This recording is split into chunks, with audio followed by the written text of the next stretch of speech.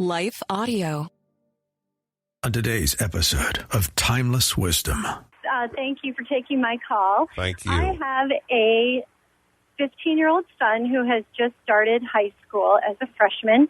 And up until this point, when he's wanted to download rap music, which is his genre of choice, we have required that he tell us the name of the song, and I do a quick Google of the lyrics. He's wanting me to not be so strict on these lyrics, and I don't know, do I lighten up in the name of letting him develop some independence and choices, or do I stick to what we're doing in the name of our family values and that sort of thing? I must say that the older I get, the less I have felt that the great problem in American life has been parents who were too strict. That's coming up on Timeless Wisdom with Dennis Prager. If you're eating less, staying disciplined, and the weight still isn't coming off, the problem may not be your effort, it may be your metabolism. After years of stress, dieting, and lack of sleep, the body adapts. It slows down and holds on to fat. That's why PhD Weight Loss focuses on your metabolism first, so your body stops working against you. Mention Prager today and receive 2 free weeks plus free food, a $1,500 value. Call 864-644-1900. That's 864-644-1900. Welcome to Timeless Wisdom with Dennis Prager. Hear thousands of hours of Dennis's lectures, courses, and classic radio programs. And to purchase Dennis Prager's Rational Bibles, go to DennisPrager.com.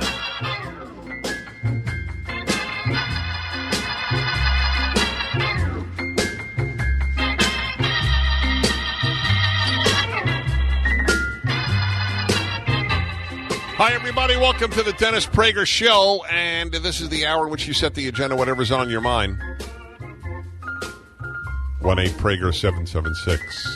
Okay, it's this mesmerizing moment.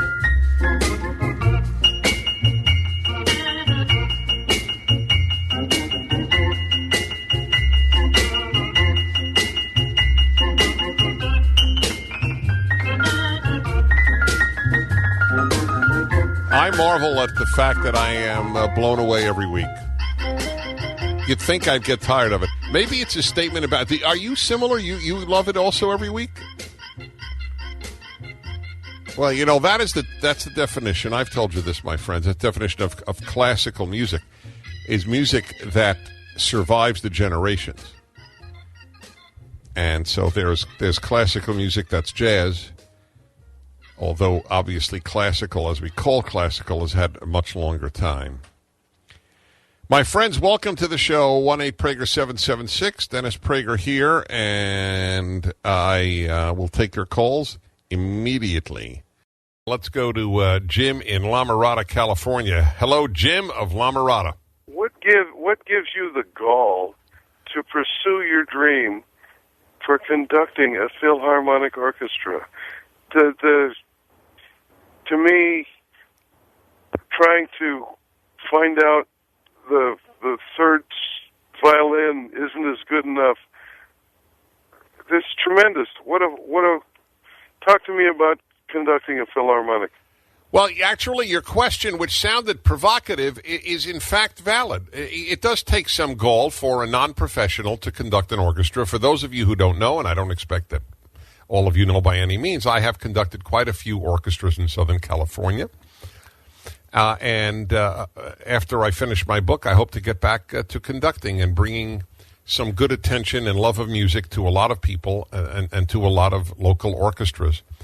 I'll be very brief here. I have loved classical music and studied it since I was in high school.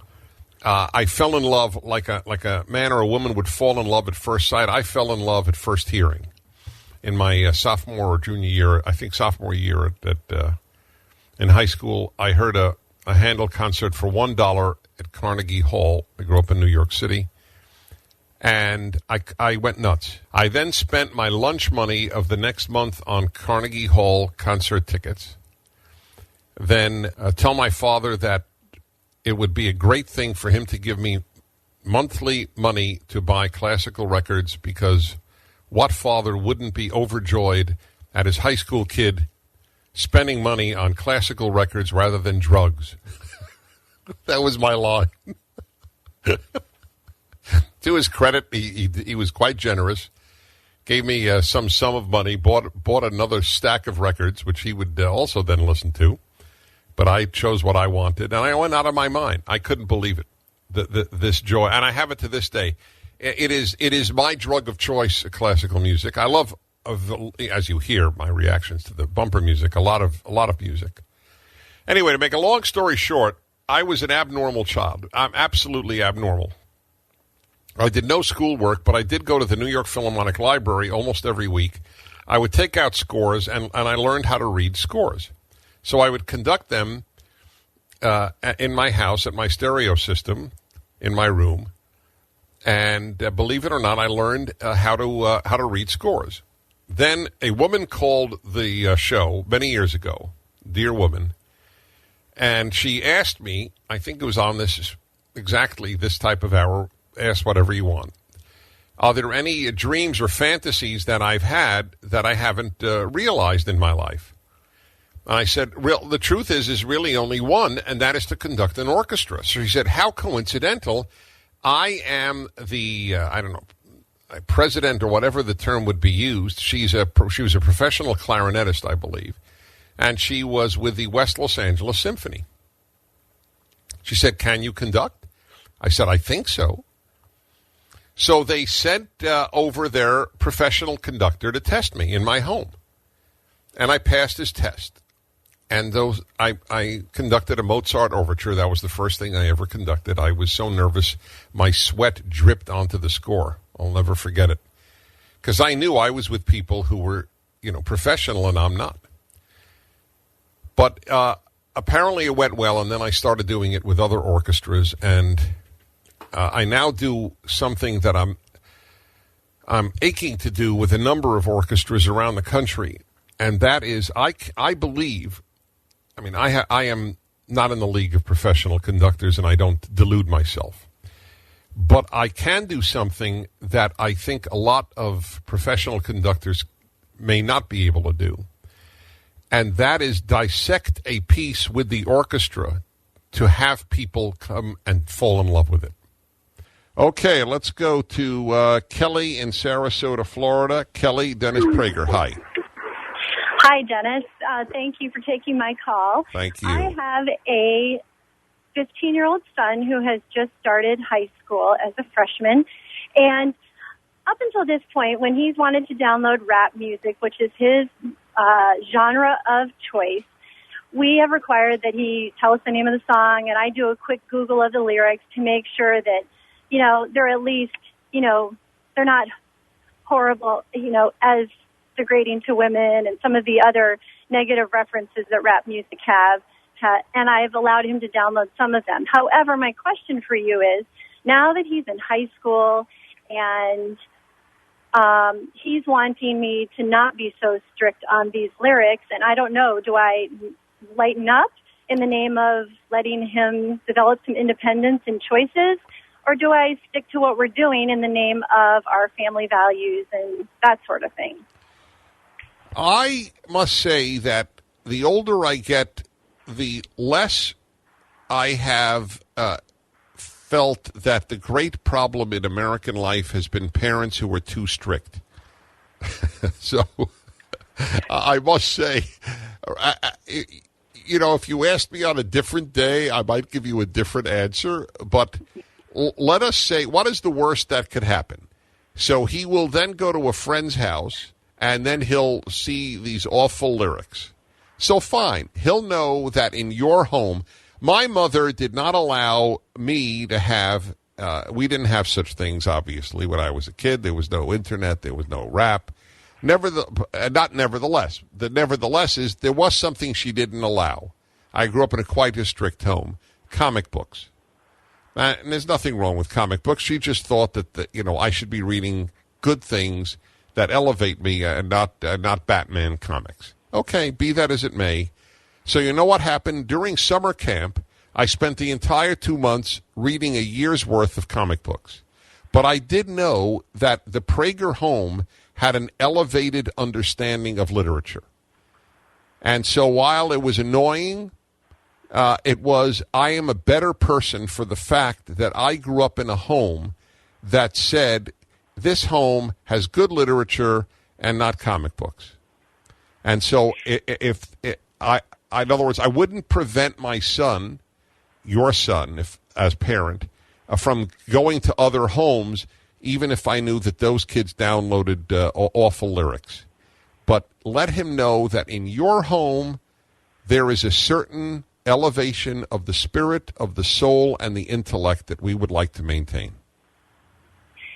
And that has been, not as eloquently as you've just said, sort of our explanation. I guess my concern was, I don't want to be so restrictive. I agree with you. Now, I don't know. You may be more so than the next person. However, as I said, I don't know what is he. You see, the gain of such of downloading such stuff is so minimal compared to the gain of being in a home that has a higher system.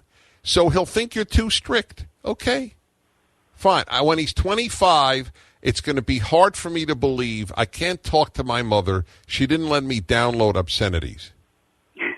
Okay? Right. All right. Good luck. It is a question. It's a valid question. And maybe by his junior year, you'll have a different thought. On the other hand, parents have the duty, not just the right, to say, you live under my roof. We have values that pertain here. One day, you will have your own place. You will download anything you want. Now, I don't want you to, on the other hand, the other problem is, I don't want you to monitor absolutely everything he does. Then the home becomes a jail. It's a very tough. It's a tough line. He does need to act out certain things. That's also true. So it's a call you'll have to make. This episode of Timeless Wisdom will continue right after this. Who helps America go farther, fly higher, dream even bigger? People do. Since 1879, our people have been more than a source of energy. They've been a source of progress. Today, that same progress is helping deliver record U.S. energy production, fueling the workers, the makers, the boundary pushers, and risk takers who spark the breakthroughs that move America forward. Learn more about what our people do at Chevron.com/USA 250. Now, back to more of Dennis Prager's Timeless Wisdom.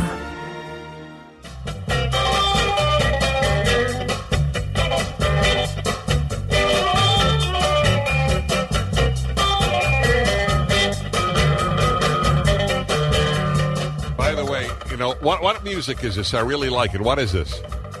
This is Bo Diddley? I should have used my Soundhound. Are we having the Soundhound guy? I'm telling you, that will be one of the highlights of my life. I now use Soundhound for music I can't stand. My wife and I were with the Estrons the other day, and we were having a meal out, and awful jazz. I mean, there's great jazz and awful jazz, and it's about 50-50, I would say. And I just decided to figure out who do I really not like? I won't say the name. I don't know why I won't, but it would take a longer, because I would have to develop the idea for a while. That's why. But it's a famous jazz legend, and I just didn't like it. And it was good for me to know this is what I like, this is what I don't like. It's one of the fun programs. And again, folks, you want to make, I'm telling you, I am throwing out a big monetary idea. Make an application for iPod or Droid. I prefer Droid because I use one, but I'm selfless in this regard. That you do the same thing visually. You put your phone up at a tree, and it comes up with spruce, Iowa spruce. Is there such a thing? How do you know there's no such a thing? He said no solely to hurt my feelings. All right, he wants the mic. He wants the mic. He was just on 2 weeks ago, and he wants it again. Anybody could tell you just made that up. The Iowa spruce. That wasn't hard. You know Yeah, trees no, wait. I know clouds. Okay, that may be true. Cumulus rhombus, rhombus metuclus, and Douglas MacArthur. There you go. All right. There you go. All right, let's continue here. Now, I want you to keep this one short. I'm going to let you do it, but I want you to keep it short. He's going to let me do it. Go on. Okay, let's go to Brad in Prescott, Arizona. Turn Alan's mic off, and that's it for the month. Thank you for taking my call, Dennis. Yep. Thank you for calling, Brad. This is a very, very important call. Well, I'll keep it short for Alan's sake, but I did want to thank you first and foremost for helping me verbalize the values that I teach my children. Well, you're very welcome. That's exactly what I do. That's why. Good. That's why I started Prager University. Verbalize the values, provide the intellectual ammunition. So what's on your mind, Brad? This is important. 1 minute, drum roll, please. Drum roll.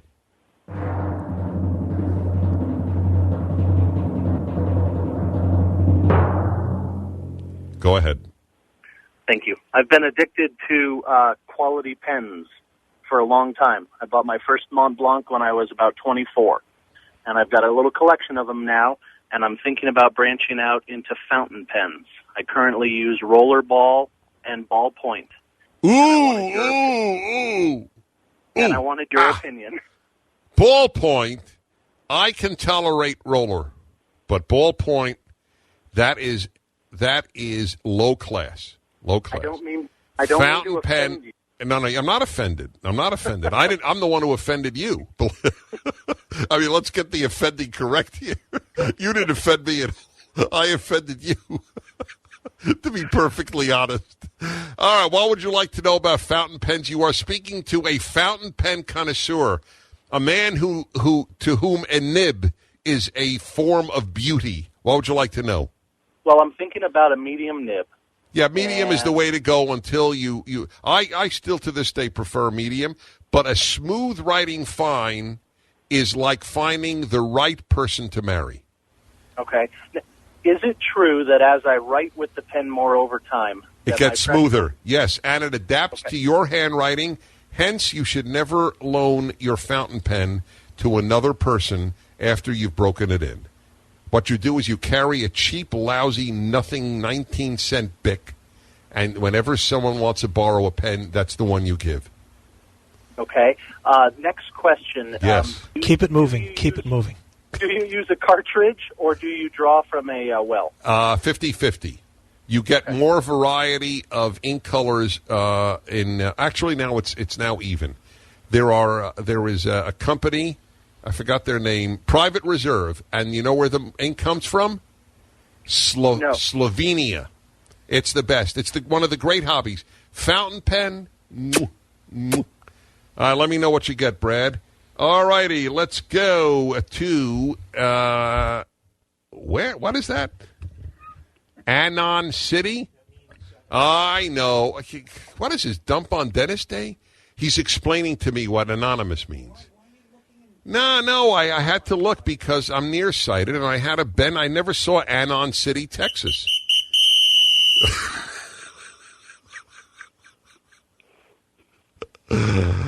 What's on your mind, Lee? Well, that's pretty funny. I need your help because you want an honest talk about race, and over the 18 months since Obama was elected, I'm wondering if I'm becoming a racist, and I don't like it. But here's my reasoning, and maybe you can tell me where I'm off the bat. Supposedly, something like 94.6 of black people who voted for Obama. Now, that means that some conservative, pro-life black people decided to vote for this man who is absolutely infanticide, just ready to abort every baby out there. And I'm so angry about that. I'm not angry at black liberals. I'm not angry at white liberals because that's how they vote. First of all, let me ask you a question. What do you feel about a black conservative? Well, I love black conservatives if they're, pro-life. It's not so much the color; it's the vote. See, I'm trying to point out to you, you're not racist. A racist would dislike all blacks. The moment you say a black with values X, I like as much. Who would you rather have as your next-door neighbor, a black conservative who was pro-life or a white liberal who was pro-choice? I'd rather have the whole neighborhood lined with black conservatives who are pro-life. Okay. That does not exactly qualify you as a racist. Okay? So it's to your credit that you're worried that you're becoming one. If you are angry at a large segment of black culture that goes the opposite way, I'm a Jew and I'm angry at a large segment of Jewish culture that goes that way. And I'm hardly anti-Jewish. I'm one of the biggest Jewish spokesmen in the country. But you can be disappointed in a group. It doesn't make you anti the group. You're disappointed that blacks overwhelmingly are on the left, even though their values aren't on the left. I am too. And I'm disappointed that Jews are like that, and I'm disappointed that college graduates are like that, and a whole host of groups. No, you're not anybody who wants to live in a neighborhood where everybody's black so long as they're pro-life. Back in a moment. Your beloved dog and a stranger are both drowning. You can only save one. Who do you save?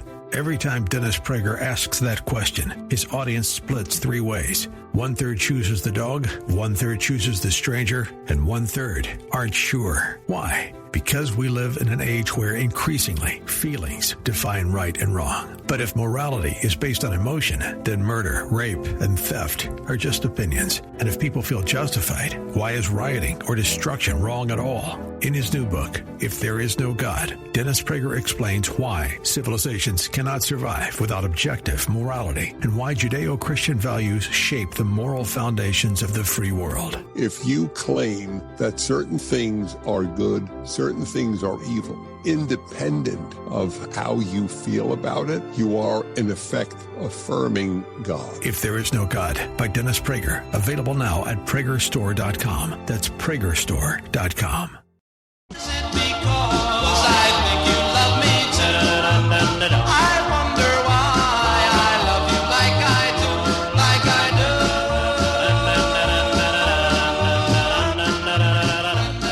This is the music that elicits the most endorphins from you.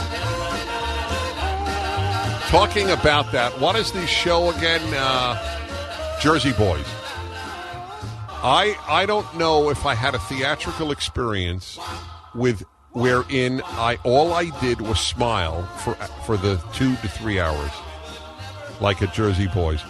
I would, if anybody knows where it's playing, I'm going to go there again. We saw it in London. Alan, is there any theater like London Theater? They say Broadway. I wonder. I think London, I've seen similar things in both, and Broadway's phenomenal.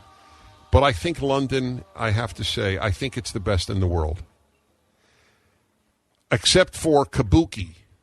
Kabuki in Osaka. Don't you love when people do that, when they bring in some obscure thing? Well, that's fine, but of course, doesn't compare to the Iowa spruce. Oh. All righty, here we go. It is time to take a call in Anchorage, Alaska, and Stephen is the caller. Hello, Stephen. Dennis Prager. Dennis, it Yes. is an honor and a pleasure to talk to you. Thank you on both counts. I had a question for you. I'm doing a paper on the founding of Israel, and I want to know, well, I can look up the biblical account in the Bible, but I was wondering if the Torah would be better for getting that information. For getting the information on the founding of Israel? Yes. You mean original Israel? Yes, not the 19... Well, wait, so you were wondering if the Torah is a better source than what? The Old Testament in the Bible. Okay, the Torah is the first 5 books of the Old Testament. It's part of the Old Testament. I'm sorry, go on. I've never really understood if there was a big difference between the two, the Old Testament and the first 5 books of the Bible. Yes, for Jews, there's a bigger difference than there is for Christians. The first 5 books traditionally are regarded as divine, directly or from God as divine text. Joshua is not regarded as divine text. Where God spoke, God spoke. But otherwise, they are regarded as having human authors. But the tradition holds that the Torah is on the highest level of divinity and of holiness. So while they're all in the Old Testament, the Torah has its unique status. And the truth is, it's had a unique status for Christians, though not in the same way. Nobody would argue that Joshua has affected Christians as much as Genesis. Whereas, one might argue, or state the whole thing is divine. Nevertheless, it's like primus inter pares. The first 5 books are first among equals. Okay? Okay. One other small question. What's your favorite cigar? People ask me that often, and I never avoid it because I don't have one. And the reason I don't have one is that there are many it's like I don't have a favorite food. It's the best answer I could give. I don't have a favorite food. I could give you 10 different ones that I love. My favorite cigars are generally Maduros and generally Nicaragua because they're the strongest cigar. I love strong cigars. That's stuff that often gives guys headaches. I love because they're the richest in body. I like thicker ring because you get more taste out of a thicker cigar. And so that's generally what I would choose. The lighter the wrapper, the less likely I am to buy it. I agree 100% on all accounts. Okay, terrific. Thank you so much for calling. It's great to hear. When I hear from a 25, this guy is my dream. 25 years old, loves the Bible and loves cigars. I mean, what more can I ask for? There is one more. Does he love Haydn? That's another endorphin giver. By the way, do you know I ripped a CD on Windows Media Player the other day, and I realized what's happening. It doesn't get the information off the disk correctly. If anybody knows the answer and sends me an email, I would appreciate it. This episode of Timeless Wisdom will continue right after this. Who helps America go farther, fly higher, dream even bigger? People do. Since 1879, our people have been more than a source of energy. They've been a source of progress. Today, that same progress is helping deliver record U.S. energy production, fueling the workers, the makers, the boundary pushers, and risk takers who spark the breakthroughs that move America forward. Learn more about what our people do at Chevron.com/USA 250. Now, back to more of Dennis Prager's Timeless Wisdom.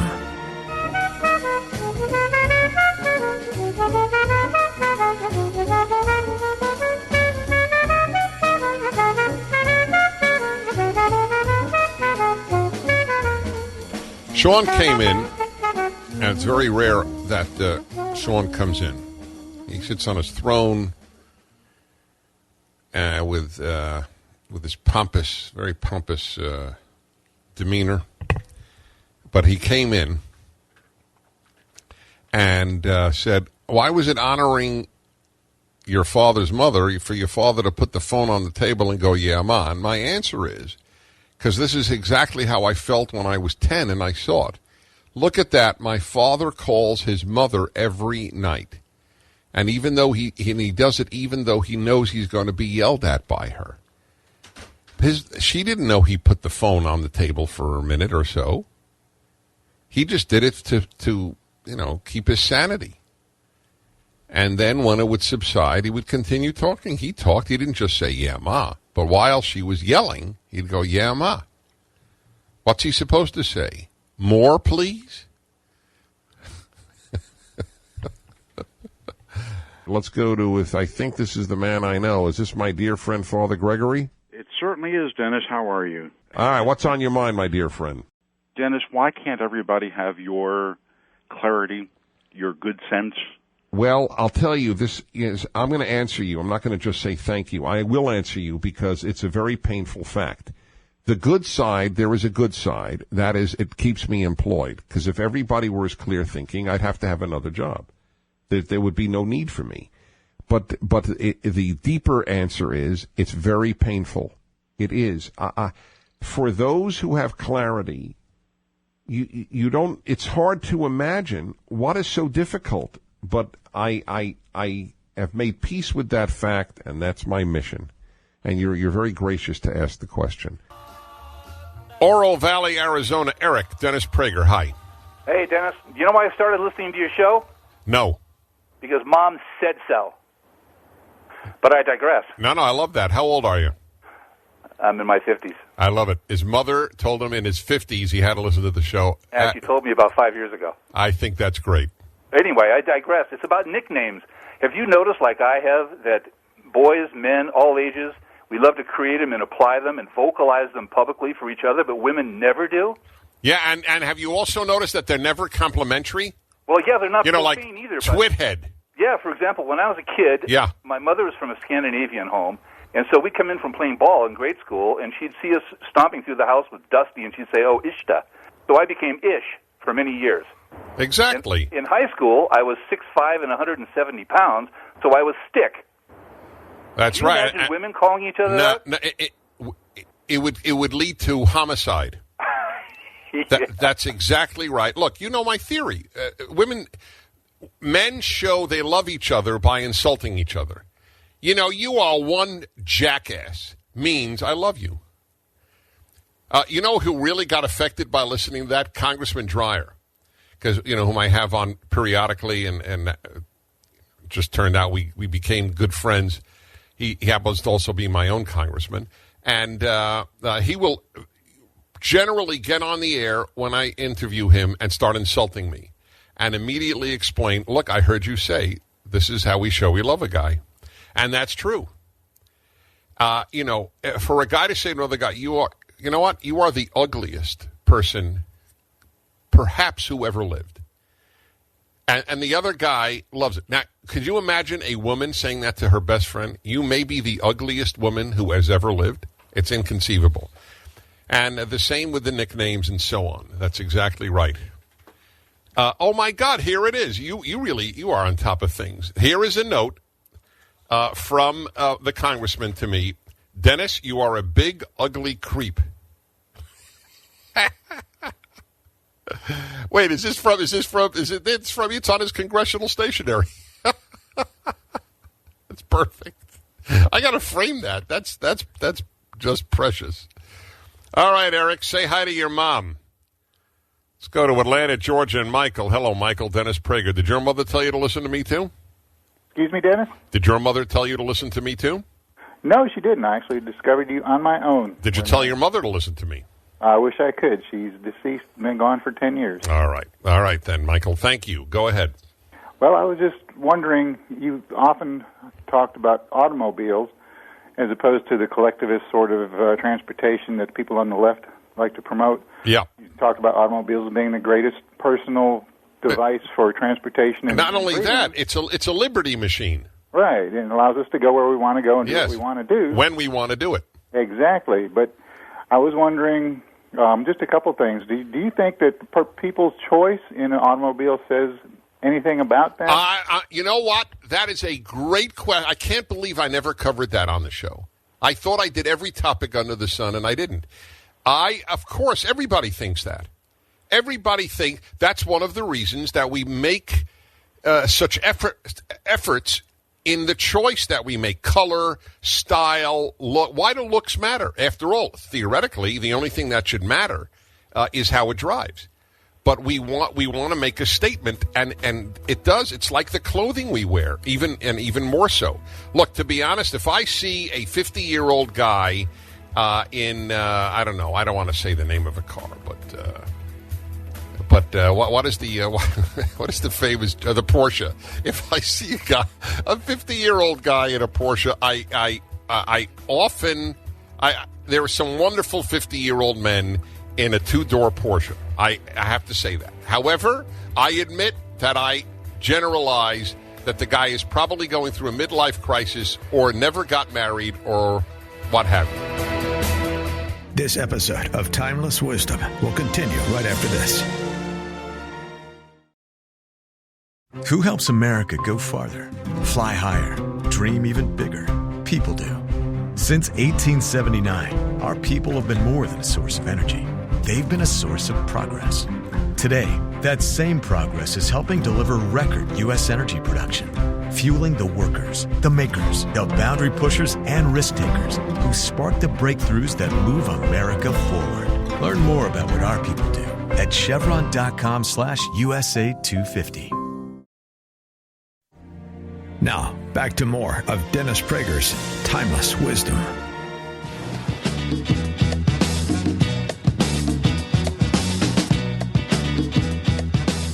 Dennis Prager here. Great highlights of this week, and then I have some time to talk to you.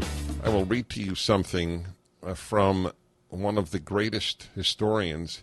I'm happy to know he's still living and writing because I was reading him in college, Walter Laqueur. And he is still vibrant in writing. I'm sure he's in his 90s. But what is it? The 90 is the new 70. I'm not joking. It is. It's a push. Well, 90 is the new 80, you'd say? No, 90 is the new 85. Look, you have a slight bias against the elderly anyway. Well, no, to bathe the kids at night, he could do it. Well, I see what you're saying. Yeah. Have you asked him to do this? I actually asked him to do it for Mother's Day. And did he? Well, he got sidetracked because he was working on building a playset for the kids. So I don't really hold it against him, but I mean that's. Wait, he was building a what for the kids? A playset. A playset. Yeah, in the backyard. Well, that sounds like a pretty good husband who works full time and is building a playset for the kids. I know, and I, as a female, I talk about this with my friends because I tend to be highly critical, and I have to really talk myself out of it. I'll help you. Huh? I'll help you. Okay. On the basis of what you said, it sounds like you got a good guy. Are you worried that there isn't an equally immense effort to turn out the pro-Scott Walker people and that a certain confidence that he will prevail will keep some from the polls? Well, let me answer your question this way. I always worry. I always worry about these campaigns. I'm going to worry until I hear the concession speech coming out of Tom Barrett's mouth next week from the Democrats, complaining about this. But I do think that the Republican turnout machine and effort in Wisconsin is very widespread. It's very sophisticated. And one of the things that really encouraged me in this poll from yesterday was that they did find an enthusiasm gap. They found 92% of the Walker supporters saying they were absolutely certain to vote, and only 77% of the Democrats saying they were absolutely prepared to vote. We have had to sit here now for 16 months and take everything that the left has thrown at us.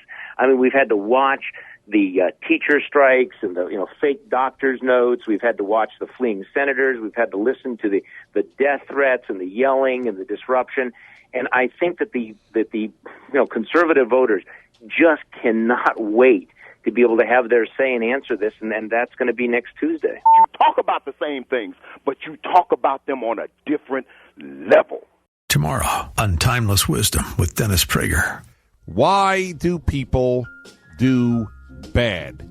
My personal belief is that the ultimate downfall of man, individual, or as a group is pride.